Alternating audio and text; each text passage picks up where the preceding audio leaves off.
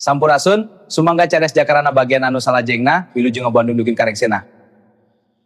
Assalamualaikum warahmatullahi wabarakatuh.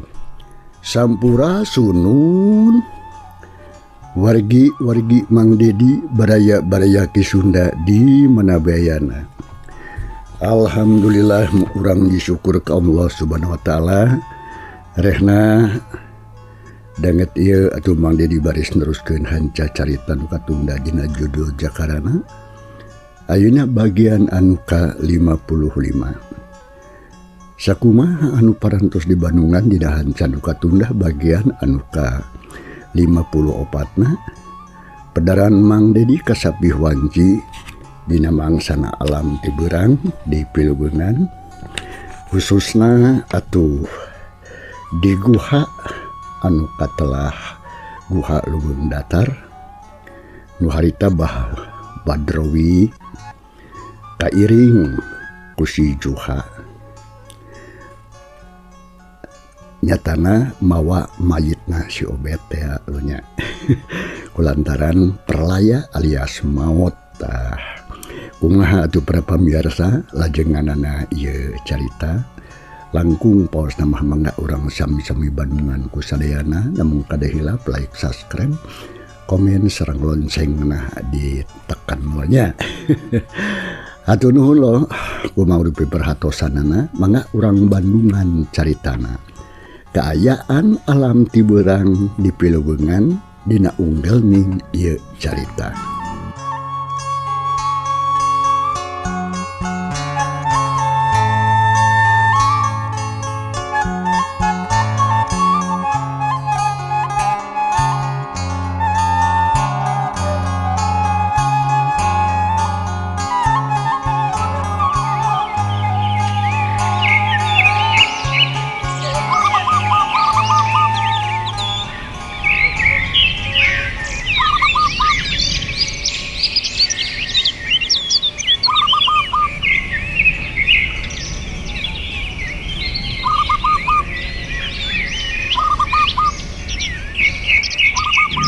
Mangsa alam hadita teh beurang di Pileubeungan. Estuning sepi jempling estuning mata keung. Si Juha jeung batur-baturna hadita teh geus anjog ka hareupeun lawang guha. Reg sarea oge atuh. Harita areureun cag atuh harita cikrak anu dipake ngagotong layon si Obet ditunda hareupeun.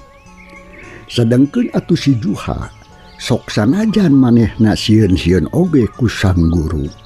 Tapi ku harita mah daek teu daek maksakeun maneh we asup ka jero guha. Ari si Odet jeung baturna anu sejen cararicing we nungguan di luar jiga anu nungguan mayit. Sanggeus sawatara waktu di jero guha aya anu kalaluar nu tayalian di Badrowi alias guruna diiringkeun nyatana ku tilu muridna, si Jupri, si Asdur, jeung si Juha. Sanggeus aya di luar, Badrowi harita mencrong ka si Odet, jeung baturna anu keur rajeg narangtung bari jeung ngaraluk tumungkul, da sieun meureun ku guru. Ret atuh Badrowi teh harita ngareret kana cikrak nu aya hareupeunana. Gebeg harita hatena ngagebeg Badrowi teh rada ngarenjang. Terus Badrowi harita seleuneu ngadeuketan cikrak anu ditutupan ku daun cau teh. Nya teu talangke terus atuh brai dibuka. Barang breh teh puguh we atuh guruna menikeun kaburia buncelik panonna jiga nu kabureyan. Panon anu geus molotot ti baheula teh dipake molotot beuki gede mencrong kana awak si Obet. Anu harita geus nangkarak baeud jadi layon. Kitu deui atuh si Jupri jeung si Asdur harita teh duanana oge menikeun kacalangap. Nya sakedapan mah harita Badrowi ukur ngahuleng bari mancrong kana layon si Obet. Teu kungsi lagap atuh harita Badrowi teh leungeunah ngaragamang kana awak si Obet. Terus dirampaan bari jeung digebig-gebig sarta digerowan. Bek! Bek! Kaayaan harita sok sanajan kaayaan alam berang tapi karasana es tuning mata keeng. Sepi jempling jeung rehe comrek. Sora manuk anu tarik oge siga nu teu kadenge bak kabawakeun ku kaayaan kajadian harita. Es tuning matak teu pikabetaheun. Malahan mah sora manuk oge anu biasa sok rarecet harita mah ngadadak asa teu kadenge teuing keur kamararana. Bek, kunaon saja? Cek bahwa Drowi harita bari jeung ngagebig-gebig awak nasi Obed. Nampo kelakuan guruna anu keur ngagebig-gebig awak si Obed. Murid-murid nu sejen ukur bisa nempokeun we. Saurang oge eueuh anu wani ngomong sakacap-kacap acan. Dap bogu ari hate leutik nama sarea oge keur sedih. Dua. Udah si Obed makajeng teu bisa jadi bisa kieu. Saha anu geus kumaha ni mateni murid dewe? Saha? Ieu teh bah. Ciok dongengkeun ka aing. Mangga bah. Barabat atuh harita si Juha. Ngomongkeun ngadongengkeun naon rupa kajadian anu geus kaalaman ku maranehna sabatur-batur. Timimiti datang ka lemur Cimanuk tug nepikeun kaya kajadian tarung jeung musuhna anu katelah jakarana. Syamalah heunaan Nyimayang oge anu peuting tadi aya di lembur eta. Malah babarengan jeung musuhna. Kabeh didongengkeun. Saeutik oge eueuh anu kayuat. Toh gitu Abah. Kajadian anu geus kaalaman ukuring sabatur-batur teh bah. Cek si Juha mungkas sakabeh dongengna. Ngadenge kitu atuh puguh we bahwa Drowi teh meuni ambek. Panon anu molotot ti baheula teh jadi burahay beureum. Untuk kekerot ngancing awakna ngagidir teu kuat nahan amarah anu ngagolak panas ngaduruk di roning dadana. Pereupna anu buleudna dengan jeruk bali. Amarah nu ngagolak panas ngaduruk di ro dadana. Diadu-adukeun eta pereup teh meuniting bletruk mata klinu. Sukuna oge bari jeung tetenjrang kana lemah. Pulang ajar. Jadi anu geus maehan si Obed teh. Ngaranna teh si sa. Jakarana bah. Jakarana. Nya itu bah. Terus nyaon hubungan si Jakarana jeung anak aing si Mayang? Jawab saja. Nya ari hubungan naon bah. Duka teh teuing bah da kuring oge atuh teu apa. Ngan peuting tadi mah bah. Nyimayang tuang putra teh aya di lemur eta. Samalah ngalaman patelak gelut jeung kuring sagarupa. Nyimayang si Mayang anak aing. Gelut jeung si aing. Nya tah kitu bah. Sanggeus jelas harita ngadengekeun atuh omongan si Juha bahwa Drowi harita kene oge atuh sakedapan ngahulang. Komo-komo jeung jelas yen Nyimayang didongengkeun ku si Juha yen anakna teh mihak ka musuh kitu pamustunganana mah. Si Juha atuh harita ngadongengkeun kayaan Nyimayang nu geus jelas-jelas anakna Ki Badrowi teh aya di pihak musuhna. Komo atuh barang ngadenge kitu mah Ki Badrowi teh beungeut namunikeun karep geuneuk rai pias. Hate leutikna keheul kanu jadi anak nyatana Nyimayang nu teteh lah geuning geus wani-wani ngahalangan kana pagawean manehna. Mayang. Kurang ajar gabreg anak teh. Ampunnya boga anak teh bet wangkelang teuing. Teu nurut ka kolot sia Mayang. Bahwa Drowi harita teh munikeun ka gogodeg jeung ka kecrek. Sirahna oge karasa asa lieur. Ambek nyadak tanag ngambindeg. Keheul kanu jadi anak nu ngan hiji-hijina. Nu harita eueuh di dinya. Tapi teu bisa kumaha ukur bisa ngurut dadawe bahwa Drowi teh. Pok bah Badrowi harita. Juha oge ka sarea. Aing mah asa bingung jeung heran euy. Boga murid tujuhan, tapi naha saurang oge bet eueuh anu bisa nyangkalak manusia anu sahulu. Naha naon bae gawe sia teh goblok. Sia sakabeh teh lamun kieu mah geus jelas-jelas matak ngerakeun ka aing sia. Bah Badrowi ngomongna kitu bari jeung poporongos. Panon molotot mencerong ka sakabeh muridna anu kabeh ngeluh. Ari muridna ngadengna guruna kitu teh ambek kitu teh saurang oge anu wani ngomong. Ukur caricing we nararangtung jiga patung bari jeung ngareluk tumungkul bari jeung awak ngaleper. Oden! Ki Badrowi harita ngagurowo ka si Oden. Samalah panona oge bari jeung ngapurilak. Nyapuguh we atuh si Oden teh anu harita keur nyapaan tarangna anu ngajeno segede enog soang teh. Harita ngagurubu menang panggilan nyatana ti guruna. Atuh Arab apel ups si Oden harita. Nya ieu mah bah. Naon aya naon bah? Degego sia. Aing hayang yaho kana pagawean si laing. Naha naon wungkul sia naon wae. Natatangop sia ente nyangkalak musuh sahulu.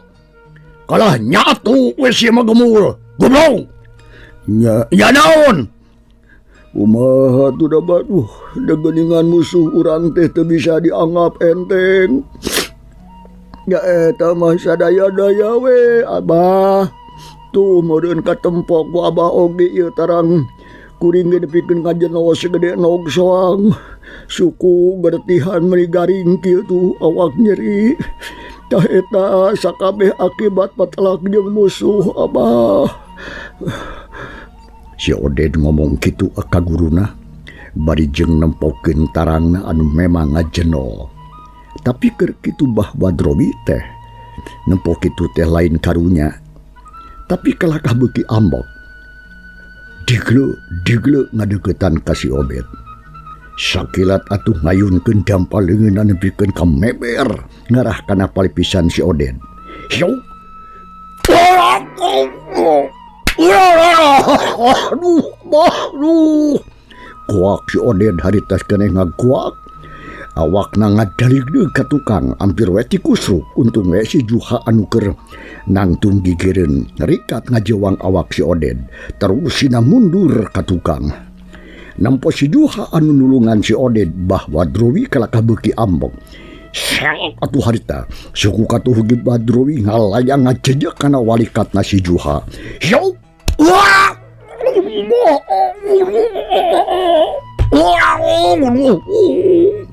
Si Juha kiwari nu kabagean. Jedok. Kocak atuh si Juha maena oge ngocak bari jeung muringis ngarasakeun tapak tajongan suku guruna nu jebrag teh. Estuni matak seueur nepikeun kana angan. Rumpuyuk si Juha awakna namru dina taneuh. Bari jeung humarurung Bah Badrowi haritam bener-bener ambek. Panon muraleng ka sakabeh muridna. Aduh Abah ampun Abah. Ampun Abah. Si Juha ampun-ampunan harita nganteu sujud ka Bah Badrowi teh. Ningali anak buahna kitu pok Bah Badrowi. Gomban sia. Bongan atuh sia mah eueuh anu sahulueun sia gabeg murid teh. Mubadir kabeh ge sia. Nampok guruna anu keur ambek-ambekan. Sakabeh muridna nu aya harita eueuh nu wani ngahalangan. Naon sababna lantaran sieun kabarerang cenah. Komo si kaling batu merikeun kamurungkut bari jeung nyekalan. Bari jeung nyekel atuh leungeun anu ngaplek sabelah. Untung sabot keur kitu si Jupri harita gancan ngawani-wanikeun ngomong ka guruna. Lantaran sok sieun bisi kata terusan guruna ambekna.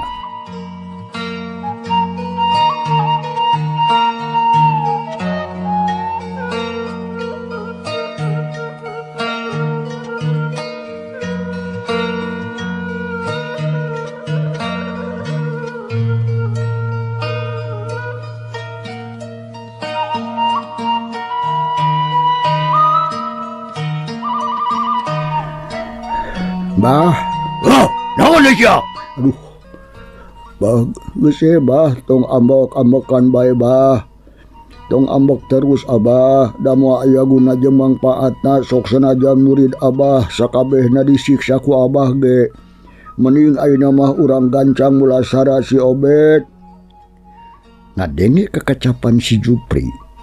Bah Badrowi harita ngareret ka si Jupri amarah na lumayan rada ngurangan saeutik ayeuna mah. Teu jiga tadi teuing. Bah terus ayeuna kumaha rencana urang jeung kuring teh aya tanyakeun ka Abah. Najangan siya? Kieu bah. Sakumaha ku Abah anu kanyahoan ku Abah. Si Obed teh palastra tapi aneh.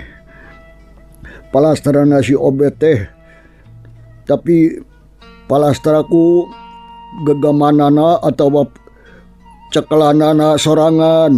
Nyatana peso manehna keneh anu nubles kana beheungna si Obed bah jeung ngadaleungeunna bah tak kuring teu ngarti naha ieu si Obed teh maehan maneh atawa kumaha kitu ceuk si Jupri bari jeung neuteub ka guruna nyatana Ki Badrowi ngadenge kitu lang atuh harita bah Wadrowi meuning ngahuleung manehna kakara ngeuh harita. Bener tetela yen peso balati si Obed teh nanceb keneh dina awakna si Obed. Teu beda we jiga nu keur maehan maneh. Dumasar kana heta bahwa Badrowi harita sakadapan mangahuleung. Murid-muridna harita nya kitu keneh eueuh ngaganggu. Malah pok bah Wadrowi harita ngomong ngagerentas jeroning hate. Allah, kurang ajar yeuh. Disebutkeun maehan maneh asa piraku. Sabab ieu pagawean jalma teh kacida pisan tohaganya. Tapi aing kudu nanya heula ka si Juha. Juha, Abdi bah. dengekeun sia. Ieu si Obed anu paeh ku peso teh manehna keneh geuning disidik-sidik ku aing. Dados pisan bah. Kitu eta teh malihan sim kuring abdi ge bah duh teu ngarti na ceung teh si Obed teh di tapangan ku pesona sorangan moal manehna teh maehan maneh abah. Goblok, boga pikiran kitu mah sia goblok. Jadi bener ieu teh. Si Obed teh paeh ku belati ieu. Jawab sia Juha. Bener pisan bah. Bener bah. Tete ya yeuh. Ceuk bah Wadrowi berjengah ulang sakedeung. Manehna nginget-nginget kana mangsa-mangsa anu geus lila kaalaman. Memang eta hiji pangalaman sabenerna mah ulah waka dikanyahokeun kanu jadi murid-muridna anu harita ngariung. Dina ingetan bah Badrowi harita teh geus melesat ka jaman ka tukang-tukang. Baheula bah Badrowi teh kungsi gelut unggal panggih gelut kitu jeung kitu nyatana jeung hiji jalma anu katelah bah Durgala. Wah, baheula aing kungsi dilempag peso tapi teu keuna ka aing. Disebutna jeung ceuk musuh aing mah eta gerakan anu dipake ku manehna teh gerakan kilatakis. Untung ku aing katakis moal kitu si Dirija Durgala. Aduh, ke. Ya, mun kitu mah yakin. Tapi nah, moal sirup kene kitu si Durga teh. Atawa geus eueuh dikeuna. Bingung aing yeuh. Tapi nurutkeun murid-murid aing cenah dilempagna teh ku hiji tangtungan jajaka nu katelah jakarana. Gen, ieu mau diucah Aceh kamrud aing sorangan. Rek dipigawe ku aing sorangan. Cek Mbah Wadrowi. Jeroning hatena beriret panuna anu bencelik teh hadita ngararet ka si Jupri. Amarahna rada ngurangan saeutik-saeutik ayeuna mah teh jiga tadi teuing. Si Jupri nanya hadita kanu jadi guruna berjeng panun melong. Poki Bahlu hadita Geus. Ayeuna mah Jupri oge ka syarea. Gancangkeun lah. Bulasara heula layon si Obed. ku sadarea mumpung naon mumpung alam burang kene. Sabab lamun diengke-engke bisi kaburu sore. Tuh dulu. Danuh belah ditu handapeun tangkal kiara sok gancang geuninga. Sok ngali tanuh di dinya. Bah Badrowi hadita mere parentah ka murid-murid nanu aya. Terus atuh anu pernah katampiling katajong jeung sagarupa oge saarea babarengan. Barang gawe ngalitaneuh keur ngubur layon nasi Obed. Adi dipagawe ku sarerea mah geuningan teu kungsi lila oge ngalitaneuh. Ngalitaneuh teh geus beres. Peso balati anu masih keneh nancep dina dadana seret dicabut ku guruna langsung. Bari jeung diangkatkeun ka luhurnana nengne bener tetela pisan. Eta bedog asli bogana anu paeh nyatana si Obed teh. Nya sanggeus kitu yakin kitu mah terus atuh si Obed teh gancang we dikurebkeun. Saaya-aya we jeung sabisa-bisa. Anu penting nama teu kaambeul bau bangkena beh meureun. Da puguh maranehna mah atuh teu nyaho jeung teu ngarti kana nurupi tata naon rupa kana tata jeung cara nguburkeun seorang jalma atau manusia. Kusabab memang hirupna teh tiguyub jeung batur teu sarua jeung kahirupan bararea. Gancangna carita teh kungsila oge atuh sagarupana geus beres. Layon si Obed atuh harita geus dikuburkeun, malah dibere tutunggul alias tatanggarpikeun pangeling-eling cenah jeung ciri. Bah Wadrowi jeung sakabeh muridna sakedeung mah atuh teu aya anu ngomong. Ukur rajegna rarangtung ngariung taneuh kuburan nu katempo masih keneh beureum. Ras atuh Bah Wadrowi ka mangsa-mangsa anu geus lila kaliwat. Manehna masih keneh babarengan jeung murid-muridna si Obed anu katelah anu kiwari ngababatang jadi banusan. Sok sanajan manehna teh lain jelema bener, tapi Bah Wadrowi lebah dieu mah boga rasa nyaah ari ka muridna mah. Renghap atuhan narik napas Bah Badrowi. Terus ngaleos pangheulana indit. Aim harita murid-muridna ngiclik nuturkeun. Geblus atuh harita Bah Badrowi asup ka jero guha. Bet hampura euy nya dewek yeuh. Teu bisa ngabelaan kasih lain. Tapi kuring yang ji euy rek males pati ka mangkeluk anu geus ngakibatkeun maneh paeh. Cek si Jupri deui. Harita ngomong ditujukeun ka sobatna nyatana si Obed anu kiwari geus aya di jero kubur. Hampura kuring oge bet.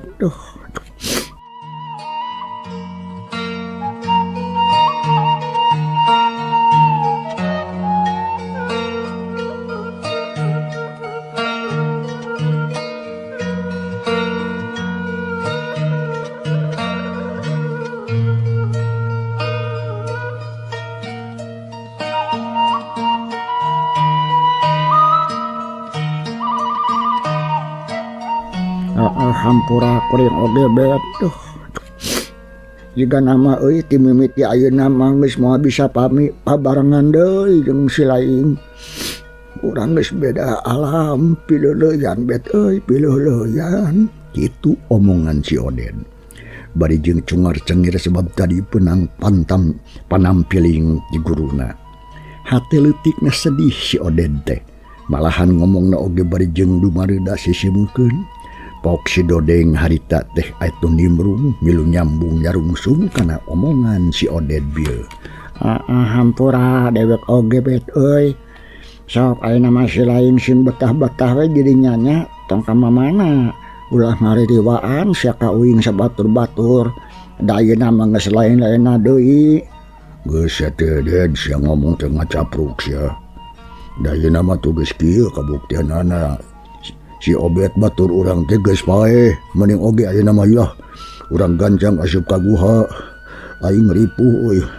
Jaba ditinggang di kupereupna berugadag gitu duh. Nyeri kadeh awak ieu sabab ieu teh geus murid di ongkoh. Sakedeungna oge bakal poek jeung deui urang sarerea ieu. Apaan geus cara rape ieu? Heeh. Bener doh, mending oge anu malah ieu urang tuturkeun we tuh. Guru urang ka guha ka jero guha teu kuat capek jeung na deui ieu awak meni asa pasiksa kieu ya duh. Ya baleungan dewek mah nyeri keneh wae euy ya. Si sabar we euy aing mah komo sia di dagor bieu duh. Gitu. Cek si Keling ngomong teh bari jeung terus meringis ari leungeunna anu ngaplek sarta dicekelan ku sabelah deui. Nya ari geus ngadenge kitu mah bring sarerea oge habaralik muruk ka guha. Nuturkeun tapak suku nu jadi guruna geblus asup ka jero kebat muruk ka tukang. Nu maksudna masa kabehna arek babersih heula cenah.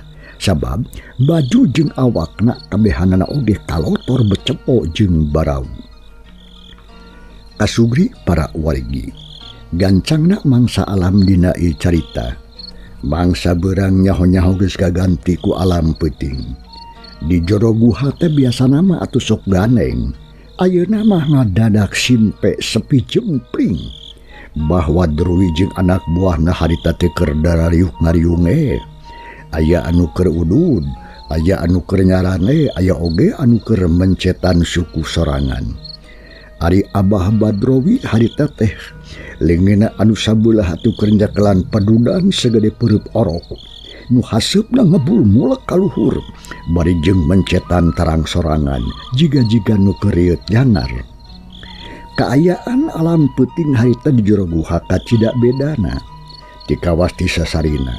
Sedangkeun di luarin eta guha kaayaan teh meuni poek mongkleng buta radin. Teu katempo curug-curug acan.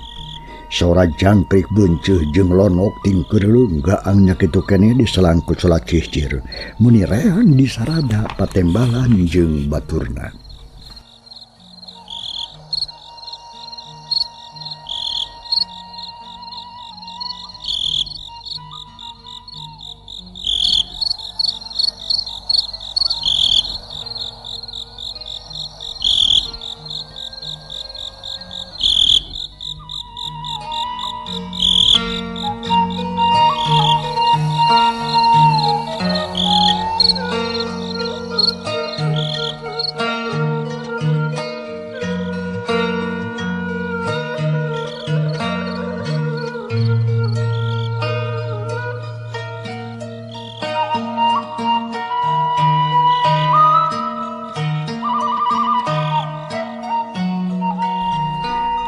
Sedengkeun bahwa Drowi harita teh keur ngahuhulang we mikiran anu kaalaman geus lila kaliwat. Malah ngagerentos sorangan ngomong sorangan, anak buahna mah cara licin rada anggang ti manehna. Urang ngajar ca si wawalek. Si dirja aya keneh kitu ayeuna teh musuh aing ge. Unga-unga panggih jeung aing kudu we diadu. Tapi anehnya teh teu wani maehan ke aing. Kalakah ngelingan jiga khutbah di leuweung. Si goblok deh. Aya keneh kitu si dirja teh. Jeung saha ada budak ngora anu katalah ayo poho deui tadi teh. Dua. Abah abdi. Sangadanya teh jajakan kurang ajar teh. Jakarana Abah. Jadi jakarana dah. Jiganya kitu mah jiganya tapi ieu sarwana teh ilmuna ieu. Ilmuna jeung cekah hati kupikir teh kahon ku akal. Si Obed paehna teh ku balatina sorangan jiga nu maehan maneh. Padahal eta teh ku si kaalaman ku aing baheula waktu gelut jeung si Dirga. Eta teh gerakan kilatakis lamun teh salah mah. kurang ajar. Moal kitu murid data si jakadana teh. Kitu ceuk pikirna Bah Badrowi barjeng poropot udud padudan bangun nikmat pisan. Kasubri para wargi. Peuting harita mah atuh langit teh ngadadak poek mongkleng buta radin. Bentang-bentang nu biasana baranang ayeuna mah jiga nu nyarumput teu katempo lantaran katutup ku mega hiding anu ngagulung di jomantara. Jiga-jiga anu rek turun hujan. Kalong-kalong pating gaya bag koreak pating kocak. Syamalah harita mah atuh kadenge sora anjing di leuweung anu babaung. Disada sorana tarik mending ngalewung es turing mata keung jeung mata kukurayen. Matak ngahudangkeun bulu punduk pikeun sakur anu aya di jero eta guha. Cag para pamirsa, ieu carita urang tunda heula. Kumaha atuh lajenganana insyaallah Mang Dedi beris neruskeun di carita dina bagian anu ka 50 genepna. Hatur nuhun loh umarupi perhatosanana. Kada hilap like, subscribe, komen jeung toel loncengna. Ujang kantun, wassalamualaikum warahmatullahi wabarakatuh.